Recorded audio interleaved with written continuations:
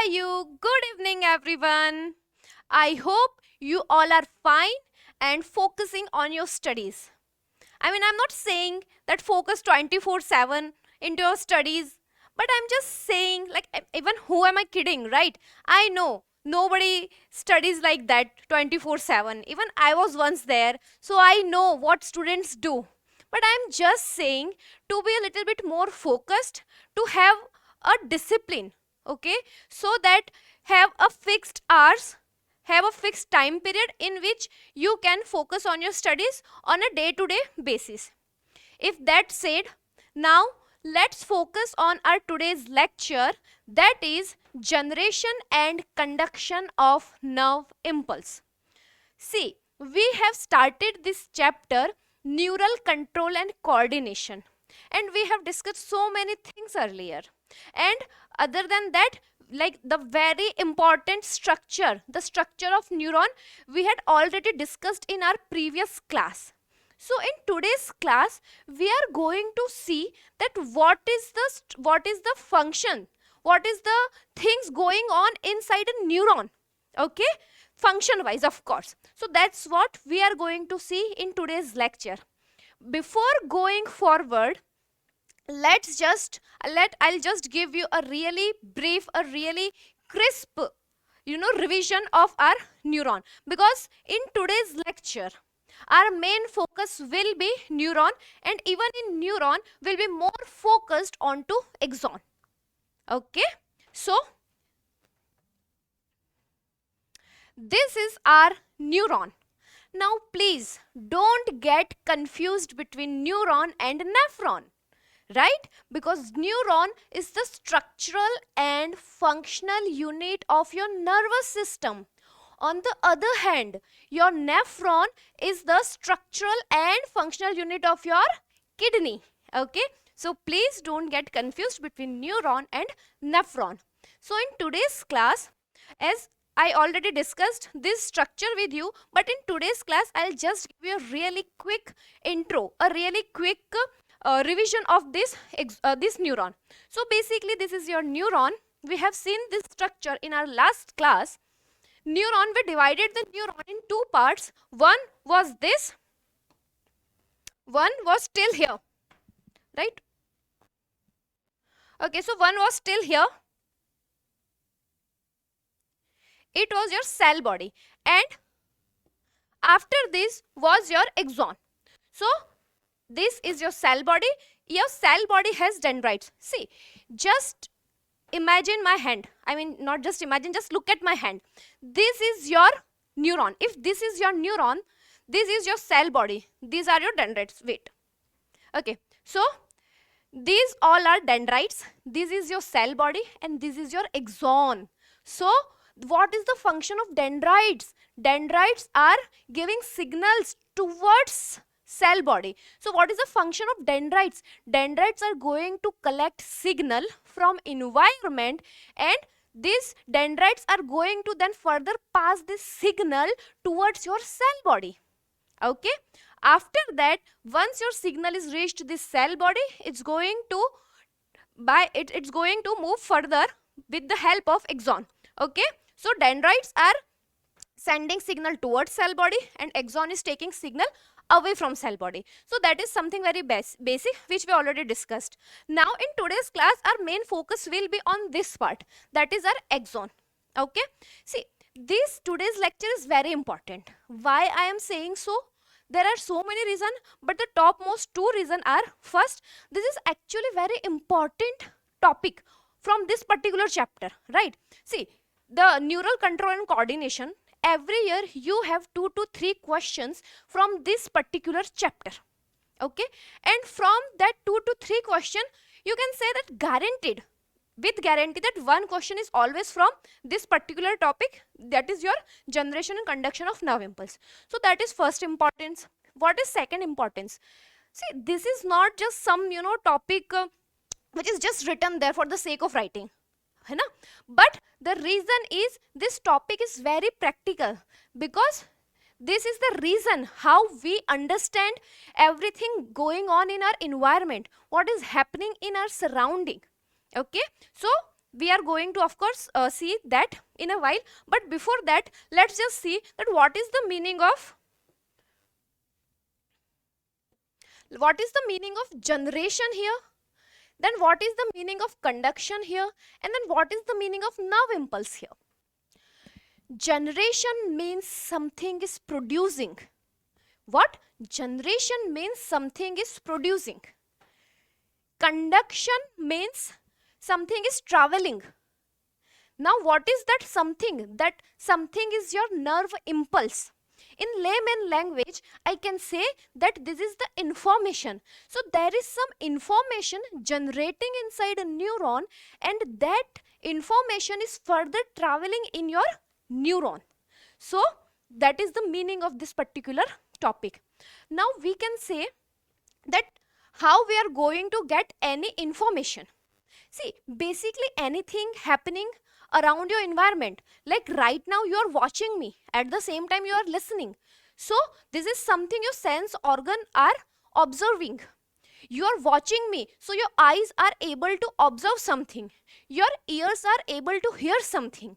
And in whatever environment you are sitting, you may be smelling something. If you are eating, if you are munching something, then you must be tasting something. Hai na? So these all are your sense organs. What I am saying is, like we have 5 sense organs. What are the 5 sense organs? Your eyes, your ears, your nose, your tongue, and your skin. Even like it said that women have 6 sense, but we'll discuss about it in some other time. We'll discuss about it at some other time. And let's just focus on our 5 senses, and even more importantly, how these senses are going to help us, okay, to understand that what is happening in our environment. Okay, so what I'm saying here is, if there is any change in our environment, if there is any change in our environment, if there is any change in our environment, this change is going to act as a stimulus. This change is going to act as a stimulus.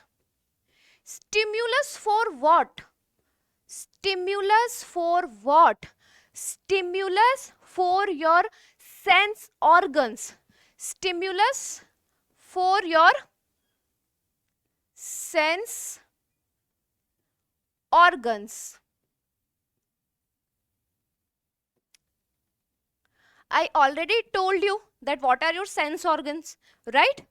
So in your sense organs, there will be having some special cells. Those cells are called as receptors. Okay, so in your sense organs, you will be having some receptors. Some receptors. What these receptors are going to do? These receptors are going to transfer your stimulus into something other form, and that form is electrical impulse. Okay, so these receptors are going to transfer your stimulus into electrical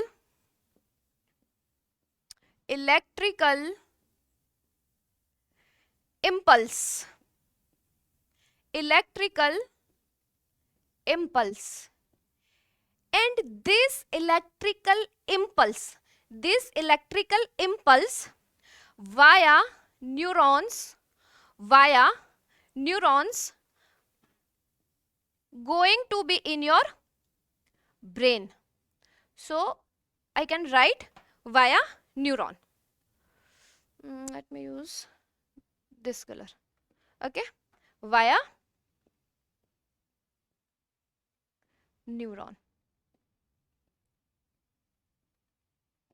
So all the changes happening in your environment are ultimately going to your brain with the help of your neuron. ठीक है? So in today's class, we are going to see that what is happening inside a neuron. Okay, let's see what is happening, what is going on inside a neuron. Okay, so this is everything. This is the big picture. But now let's just focus on very concise thing here, which is what is going on inside our neuron. Okay. See, we have already discussed our neuron in our previous class. So now let's just make axon. Okay, axon is part of your neuron. So now let's just make a line diagram of axon. Okay, we'll come to that table later. Let's just right now focus on our axon. So let me make a line diagram. Let me make a line diagram. Okay, so basically first of all we are talking about everything when there is no impulse. We are talking when our neuron is at rest. So let me just, to not create any confusion, I'll just write it here. At rest. At rest. So what is happening at rest? At rest, let's see. This is my axon. Yes. Okay, perfect.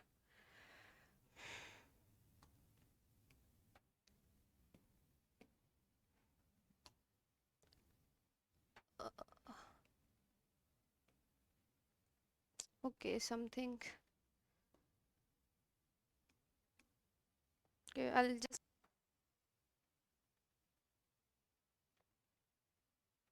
Okay.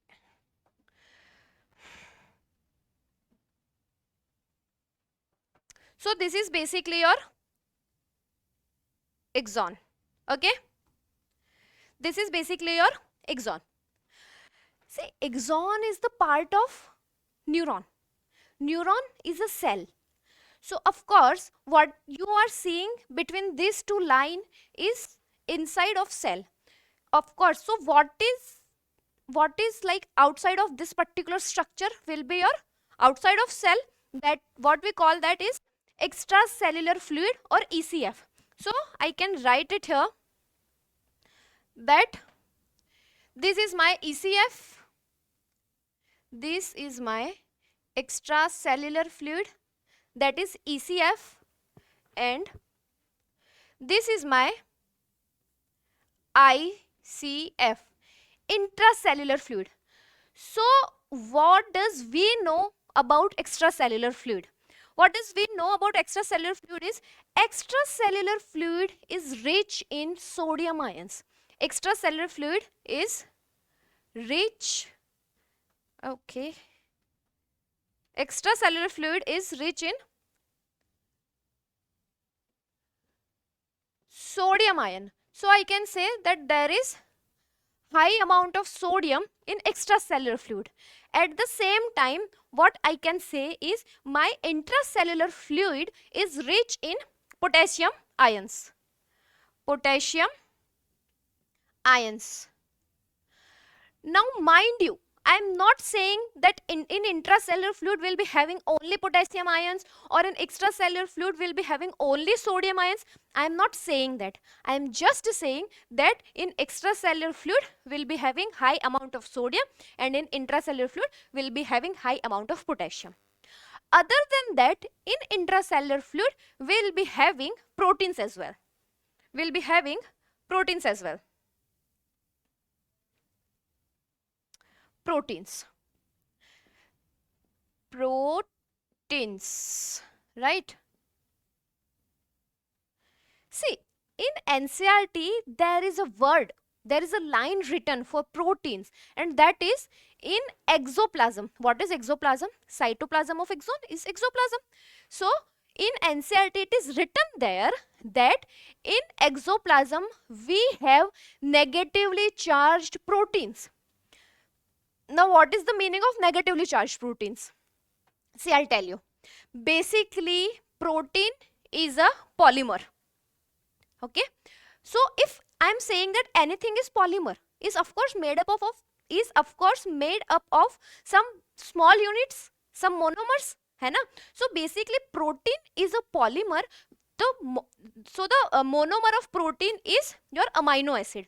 See, don't get like, oh, what is this? Okay, please don't get that feeling.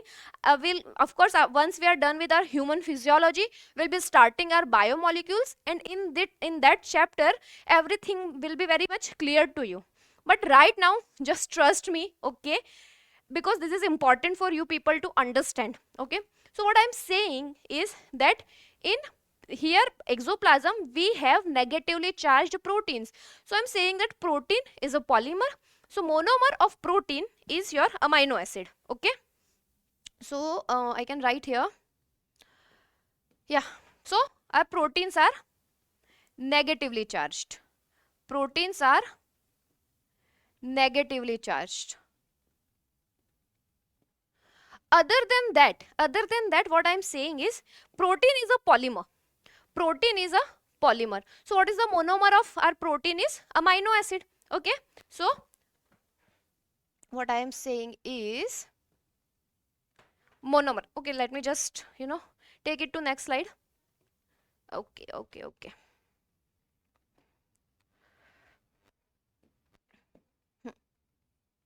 So these are our negatively charged proteins. Let me take this to the next slide. What I'm saying is, if my protein is a polymer, what will be the monomer of this protein is, what will be the monomer? Amino acid. What will be the monomer? Amino acid. Amino acid will be my monomer. Now let me just draw a very simple diagram of amino acid here to have a better understanding. Okay, so our amino acid looks like this. This is your carboxylic group, of course. This is your amine group. This is your hydrogen, and then we have R group here. Now why we are saying that this amino acid is deciding the nature of our protein? Why we are saying this is because, see, this R here is a substitute group. This R here is a substitute. So whatever will be the charge on this particular R is going to be the charge on complete amino acid, and whatever will be the charge of amino acid will be the charge of protein. Does it make any sense to you? I am just saying that protein is a polymer. So the monomer of protein is amino acid. Now the charge, the polarity of amino acid is decided by this R group. Now this R group can be anything. Okay, so we are going to, of course, for sure we are going to discuss about this particular thing in more detail once we'll be we'll be discussing about our biomolecules. But right now just focus on this thing, that the charge, the polarity of amino acid will be decided by this R group. Okay, this R is your substituted group,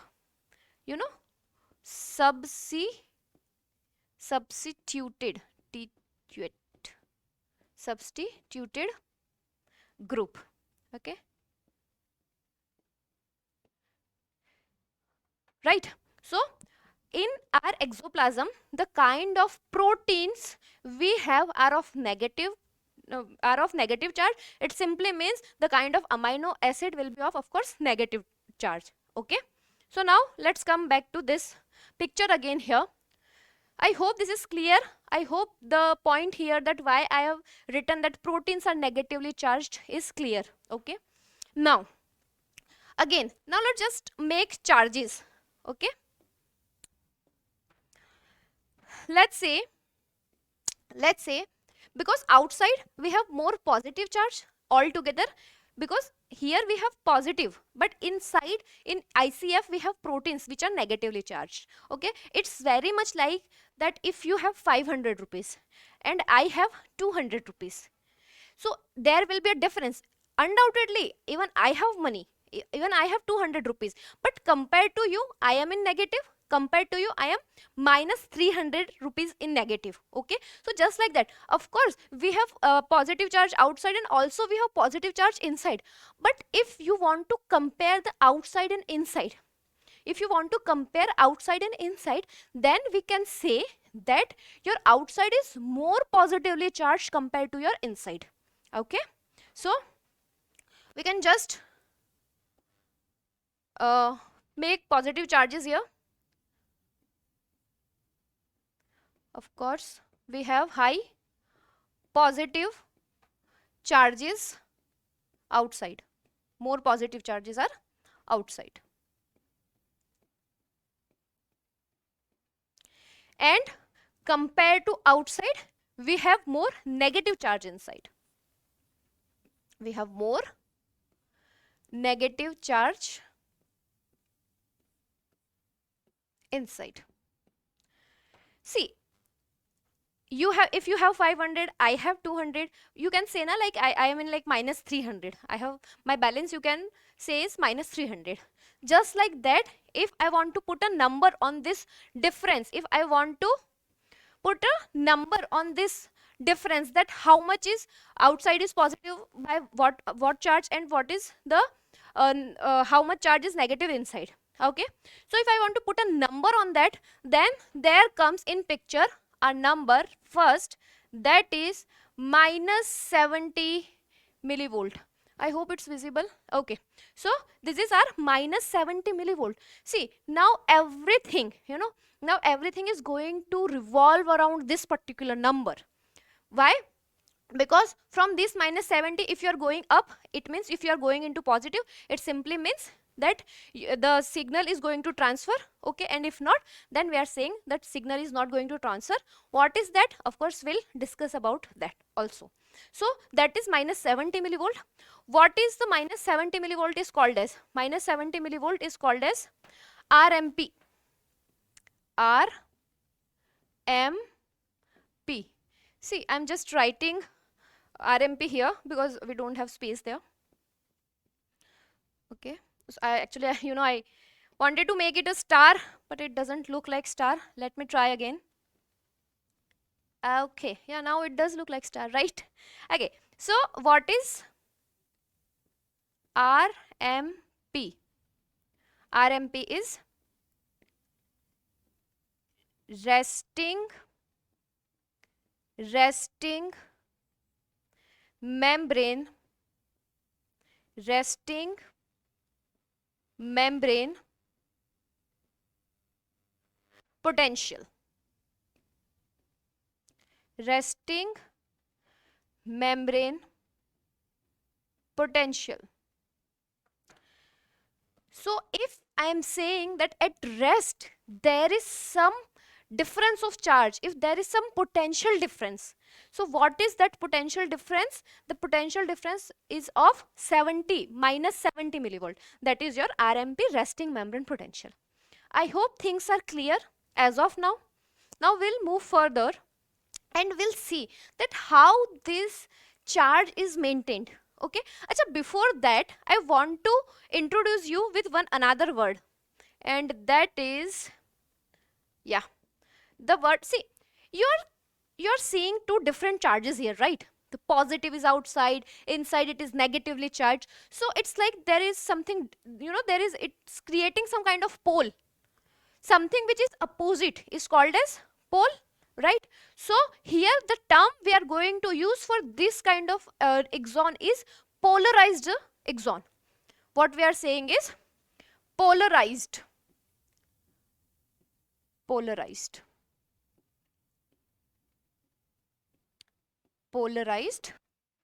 state. What is the meaning of polarized state? What is the meaning of polarized state is, if I have a axon, if I have a neuron in general, if I am talking, if I have a axon or a neuron, so if they have two charge, है ना, some two completely different charge, so one is positive, one is negative, and what can be more different than positive and negative, right? So we have two charges, so this state is, that's why known as polarized state. See, everything, all of this is happening at rest. Now we need one more thing. Now we need one more understanding to have, and that is the understanding of channels, the understanding of gates. Okay, so in next slide we are going to see what is the meaning of channel, what is the function of channel, how they work. Okay, but before going to channels, let's first understand the concept of concentration gradient. What is the meaning of concentration gradient? Okay, I hope everything is clear to you, and if you have any doubt, of course you can write it down in your comment section. I'll reply. Okay, so yeah, to understand concentration gradient,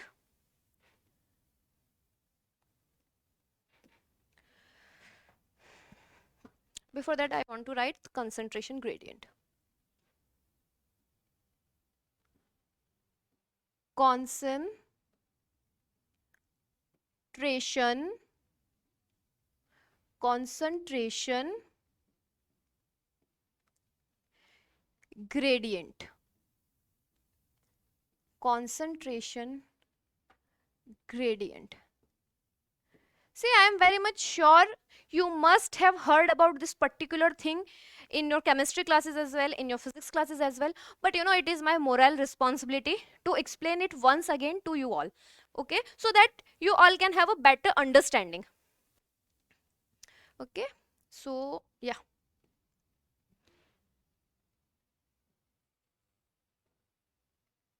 So if I have a chamber here, which is of course separated, the chamber is separated by a line, of course means some membrane. Okay, so this is part A, this is part A, this is part B. If in chamber A we have a gas, okay, if in chamber A we have a gas, now it can be any gas, let's just say that it's oxygen. Okay, let's say that this is your oxygen, and even in chamber B we have some gas, and let's say it's also of course oxygen. Okay, so clearly you can see that the amount, the concentration of the gas is higher in part A. Of course, now it is visible that the concentration, the amount of your gas, your oxygen is high in part A, and the amount, the concentration of oxygen is low in part B. So it simply means that movement of gas should be in the direction of its high concentration to its low concentration. That's how it's going to happen, right? So I can make arrow like this, है ना? So the movement of your ions is going to be from its higher concentration to its lower concentration. So I can write it here, movement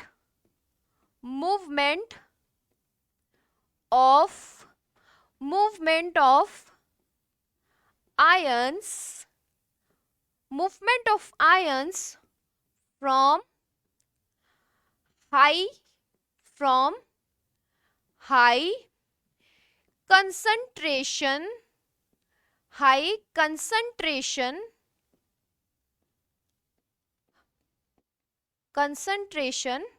to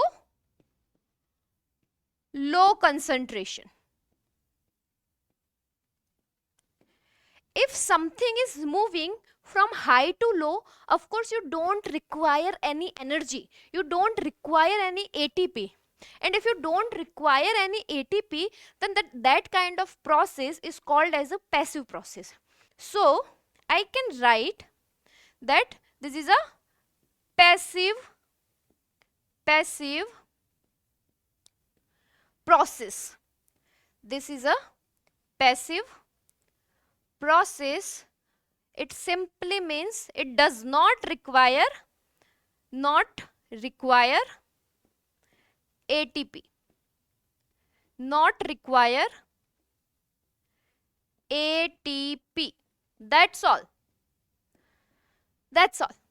But if I am saying that I want the particles to move from B to A, I want them to move like this, move like this. Of course, now this is against concentration gradient. This is against concentration gradient. So I can just write it here.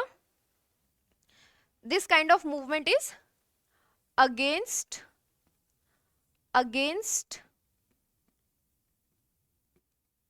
concentration, against concentration gradient.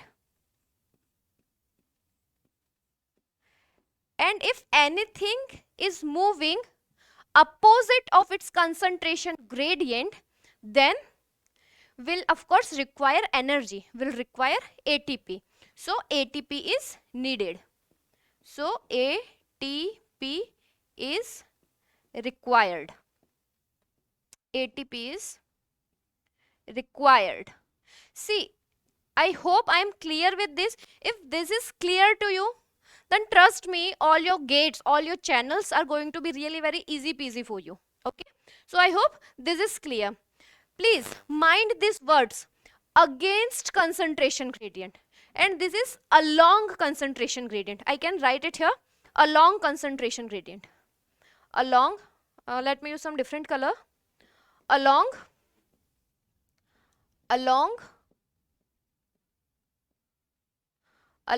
concentration gradient.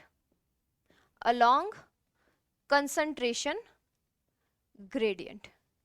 Okay, now these two words are really very important.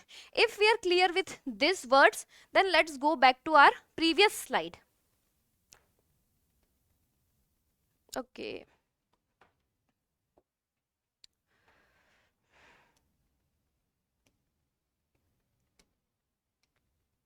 I want to add more slides. Okay. Perfect. So now let's just quickly make a axon here, in axon again. This is my axon. Let's make a bigger one here. Okay, let's make a bigger one here.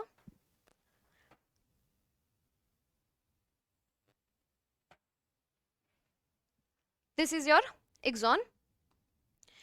On axon, you have some different types of channels. So what are the kind of channels present on axon? First is your leaky channels. First is your leaky channels. So leaky channels are something like this. Leaky channels are something like this.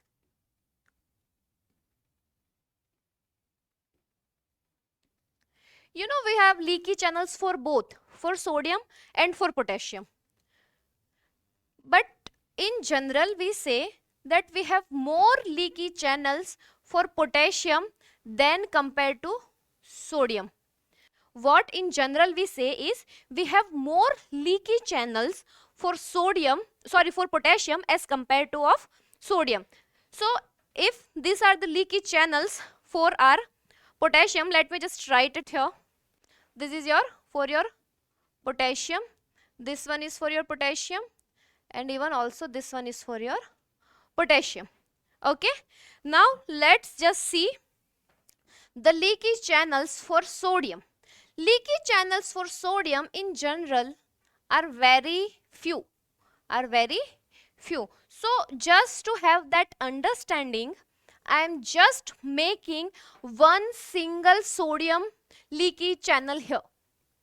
One single sodium leaky channel here. You know, even in your NCERT it is written, it is written that at rest sodium is nearly impermeable. What is the meaning of sodium is nearly impermeable? I'll tell you in a while, just give me 2 minutes. So these are your leaky channels. So now what is very important, what is very interesting about leaky channel is like they are always open. They are always open and they work according to concentration gradient, along with the concentration gradient. Now it does make sense that why I explained that concentration gradient concept earlier. Okay, so see, if this is my potassium leaky channel, the potassium leaky channel, what it's going to do is it's going to transfer your potassium according to concentration gradient. So what we have learned till now is we know that inside the axon there is a high concentration of potassium. So it simply means that these potassium ions are going to take this potassium from inside to outside, right? That's how they are going to work, because they work according to concentration gradient. According to concentration gradient means they are going to move ions from their higher concentration to ions lower concentration. Inside potassium has higher concentration, so potassium are going from inside to outside. Okay, is it clear? Okay, see, I hope that you are getting what I'm trying to say here. Please, I know this topic is a little bit confusing, so please try to focus here, है ना? Please try to focus here. If you have any doubt, just let me know.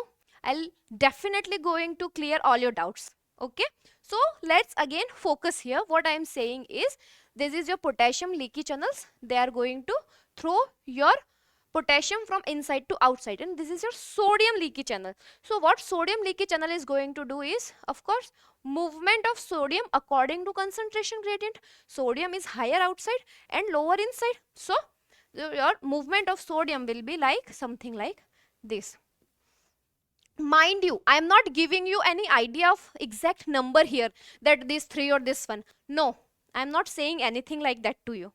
Okay, I just want you to understand that there is, this line is written that at rest sodium is nearly impermeable. So I just want you to understand that, because there are so many potassium leaky channels and very few sodium leaky channels, that's why it's written there that at rest sodium is negligible.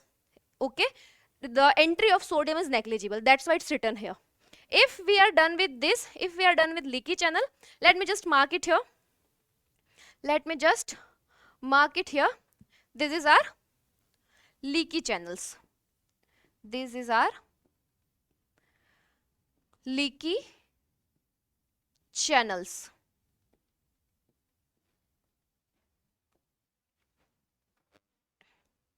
Okay, so yeah, if our concept with leaky channel is clear, then let's move further. And see other channels.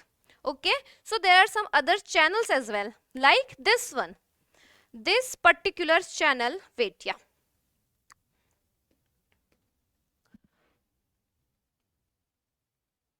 yes, this one here, this channel, this is known as sodium potassium pump. This channel is known as sodium potassium pump. Now this is very interesting to know. This is very, let me just write it here. This is your sodium potassium pump.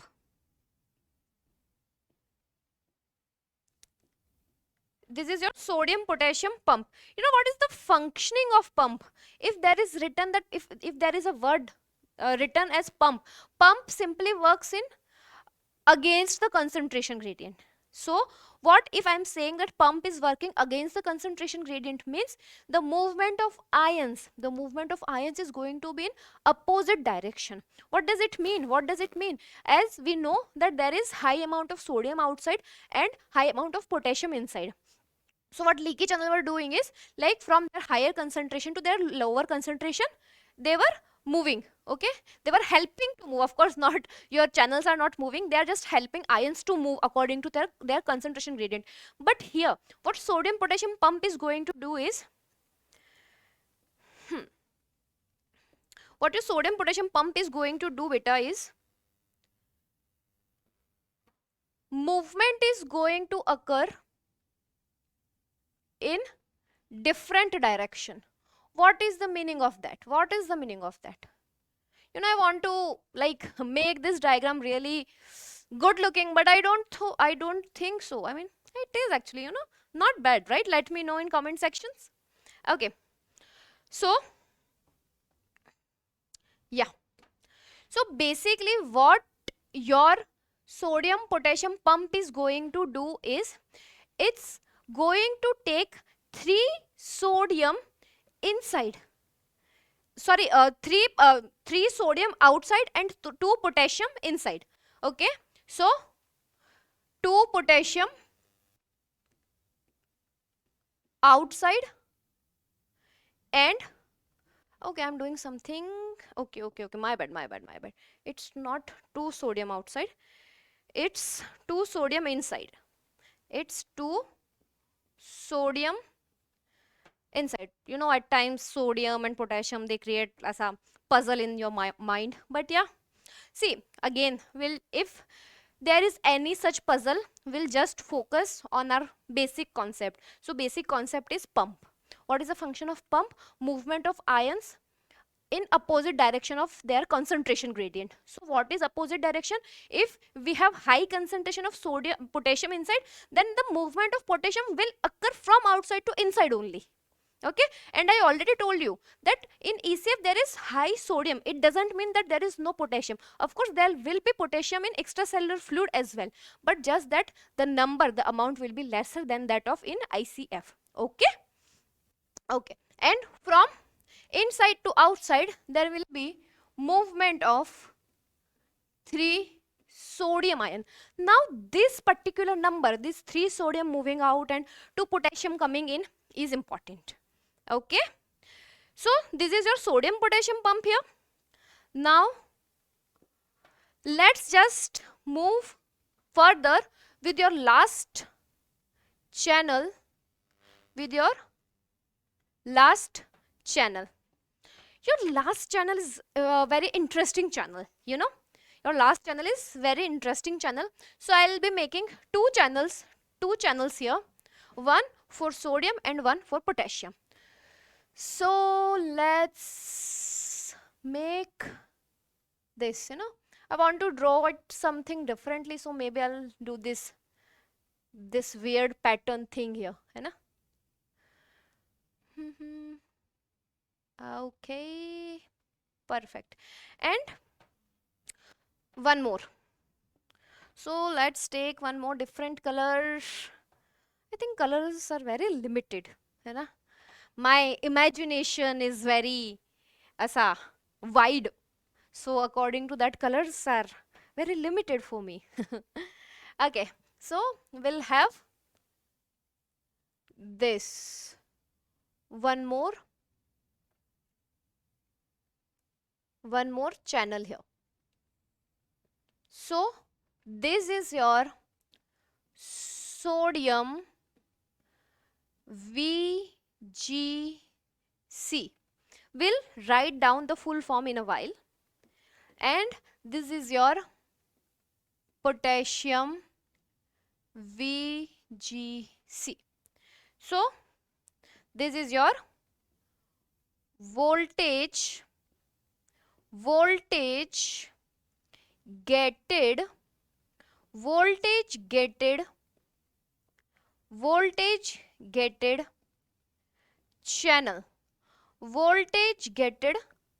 channel. Okay, so now what is the function of voltage gated channel? Voltage gated channel works on a particular voltage, okay, on a particular potential difference. That is the function of voltage gated channel.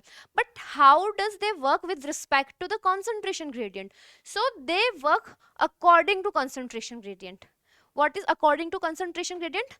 It's just how your leaky channels were doing. What your leaky channels were doing, like movement of ions from their higher concentration to their lower concentration. That's what your voltage gated channels even are going to do. It's just your only sodium potassium pump are going to be a little bit different. How different?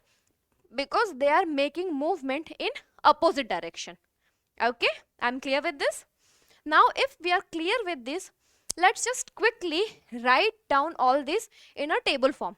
Okay, so then it's going to be helpful for us. Where is our table? Yeah, it's here. So now just quickly, like really quick, what is the color we should use here? Okay, for leaky channels, let's just write it here. Leaky channels, leaky channels. Okay, I hope it's clear. Oh, it's painful. Okay, so leaky channel. Next we have sodium, potassium pump, and next we have voltage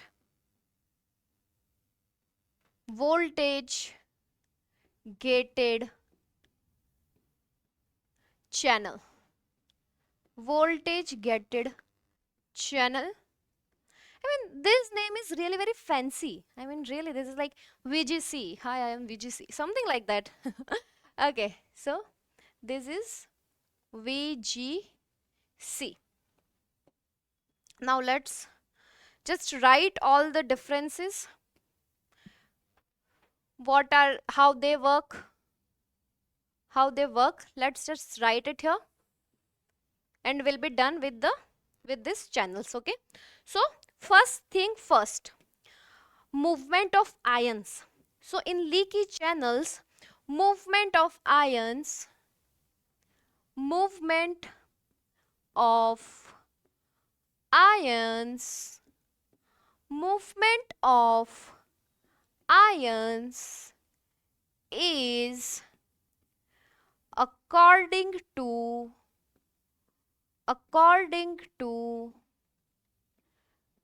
concentration gradient.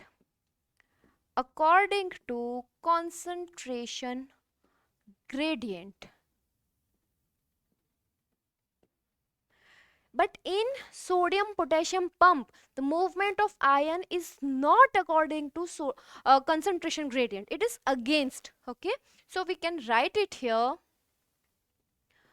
Movement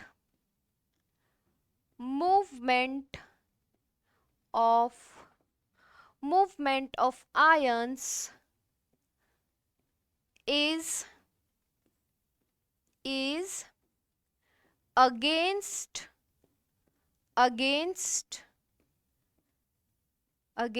the concentration gradient.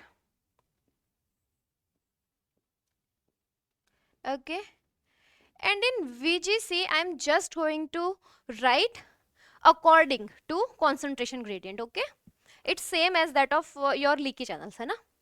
According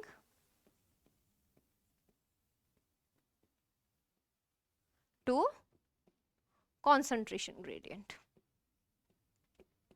According to concentration gradient. Next is, if something is happening according to concentration gradient, of course there will be no any use of ATP. So no ATP is required, and if ATP is not required, that kind of process is called as passive process. Okay, here ATP is required. ATP is required. ATP is required. So it's an active process. It's an active process. Here again ATP is not required. ATP is not required. ATP is not required. So it's a passive process. if we are clear with all this, we can just come back again. I think we should take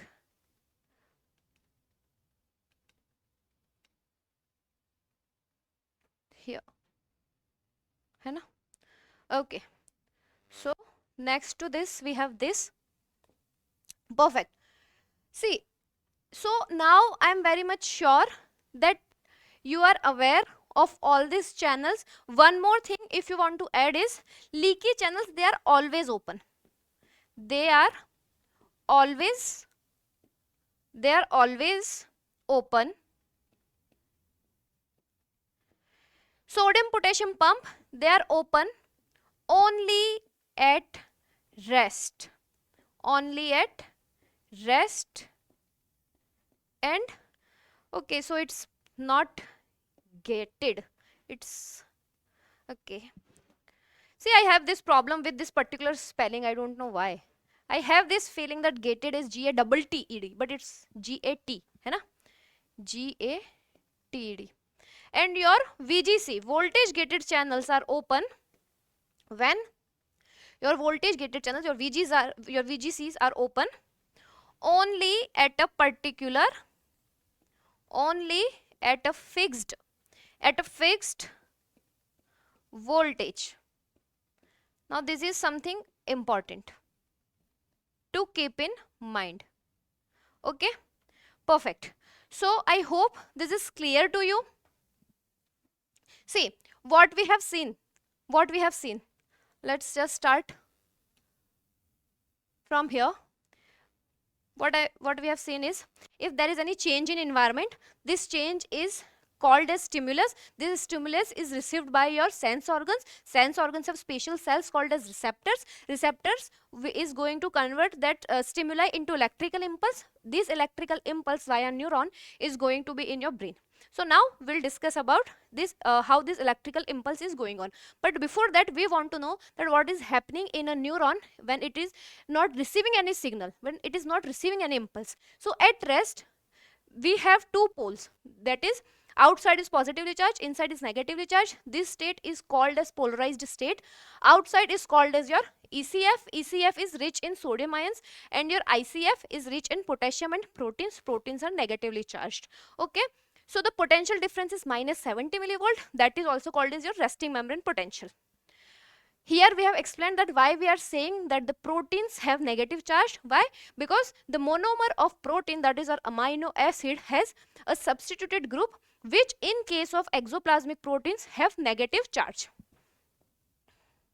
Then we have seen the concept of concentration gradient, that what is concentration gradient. We have seen if something is moving from higher concentration to lower concentration, it's according to concentration gradient, it does not require any energy, so that's a passive process. But if something is moving in opposite, something is moving in against of concentration gradient, in that case ATP is required. Okay, that is an active process. Next, we have seen how if we are saying that outside is positively charged and inside is negatively charged, we have seen that how charge are maintained. These charge are maintained by these channels. So what is happening at rest, the potassium is going out and the sodium is coming in, but that is in very few amount, very less amount, because we have very less sodium leaky channels. When we talk about sodium potassium pump, what sodium potassium pump is doing, even if we have some sodium coming in, this sodium is, what this sodium potassium pump is doing is, this sodium potassium pump is taking this sodium and throwing it again back to its ECF, back to an ECF. So again we have very low amount of sodium inside your cell, inside your axon. Then we have voltage gated channels. I know right now you may not have very good understanding of voltage gated channels, because we'll learn more about this once we'll be actually going through the process. So just hold your horses, है ना, just wait for a while and we'll see this. This is the differences between all the channels: leaky channels, sodium potassium pump, voltage gated channels. Okay, see, as of now we have seen so many things which are important. This is not a conduction, This is not generation as of now, but these are all the ingredients which are required, which are the required for the process. It's just like how we make pasta. If you are making pasta, what you are doing, you'll boil some pasta, you'll saute some vegetables, you'll make some sauce. That's what you are going to do. So all the things we have done till now, we have this understanding about like what is resting membrane potential, why we are saying that outside of a axon is positively charged, why we are saying that outside of inside of axon is negatively charged, how this charge are being maintained. We have seen everything. So all these were our ingredients, right? So in next class we are going to make our dish, that is pasta. For making pasta, please revise all this, otherwise we'll end up making khichdi. Okay, and I don't want you people to make khichdi, so please go through this. I have planned so many things for this particular session, but we have limited time right now. I'll just take one or two questions from this session, and then we'll wrap it up. Okay, so in next class we have so many other things. We'll be understanding about this graph, we'll understanding about so many other terms, that what is till now we have seen only polarized, है ना? The term polarized, we'll see what is depolarization, repolarization. We are going to see so many other things. Of course, then we are going to take a read of NCERT and we'll do questions. But for from today's session, let's see how many questions we can attempt during the transmission. Acha, we haven't seen this thing yet, so let it be saltatory conduction. We haven't seen it yet. This is something we can do. Okay, so what is the question?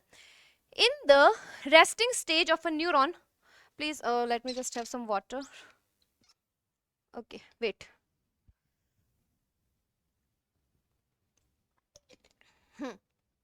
So what is the question here?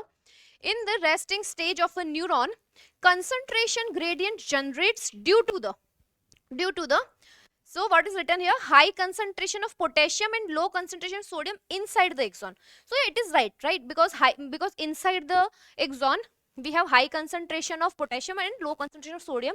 This is true, but again I have this rule. Even if someone is going to ask you your name, even in that case you have to see all the four options, right? So, are you getting my point? What I'm trying to say here is, even if you're very much confident in anything, still read all the four options given. What is the next option? High concentration of sodium and low concentration of potassium inside the axon? No, wrong, because inside we have high concentration of potassium. C is low concentration of sodium outside the axon. Okay, low concentration, no. High concentration of potassium outside the axon, even this is wrong. So your answer will be 1. Okay, again try to write the number or the alphabet in front of your question, so in that way when you'll be filling your OMR, you will not get distracted. Okay, you will not get confused. Any other question? Let's say no, yeah, this one. For the maintenance of ionic gradients across the resting membrane, the sodium potassium pump transport. See, I already told you, the sodium potassium pump works only at rest. So how it's going to transfer? Let's say 3 sodium outwards for 2 potassium into the cell. Okay, this is true. 2 sodium outwards. No, this is wrong. 3 sodium inwards for 2 potassium outside the cell. No, this is according to concentration gradient, but we know that sodium potassium pump work against the concentration gradient. They work against the concentration gradient, right?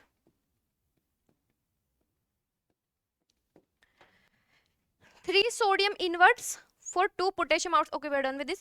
2 sodium inwards for 2. No, even this is wrong. So what will be the answer? A will be the answer. 3 sodium outwards for 2 potassium into the cell. Okay, so we have seen so many things. We have seen basic ingredients for our dish, है ना?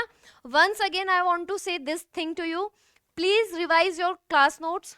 Please go through all the notes once.